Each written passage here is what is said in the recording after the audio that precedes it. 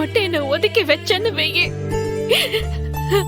அதுக்கப்புறம் சத்தியமா சொல்றேன், நான் செத்துதான் போவேன்.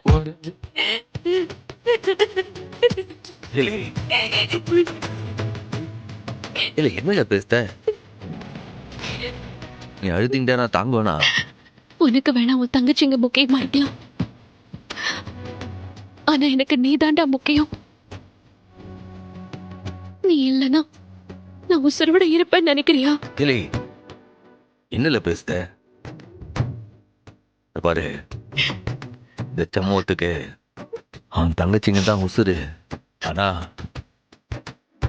நீதாம்ல என் மூச்சு காத்து. இல்லை நீ இல்லைன்னா நான் மட்டும் வாழ்ந்துவேன்னு நினைக்கியா? உனக்கும் எனக்கும் பிரச்சனை வரலாம், நம்ம சண்டை போட்டுக்கிட்டலாம், ஒருத்தரை மல்லு கட்டிக்கிட்டு ஊரில். ஆனா என்ன நடந்தாலும் சரி, நீ மட்டும் என்னை விட்டுட்டு போயிடாதல. அப்படி நீ போயிட்டினா மூச்சு காத்து இல்லாத மனுஷன் வெறும் போனதாம்ல.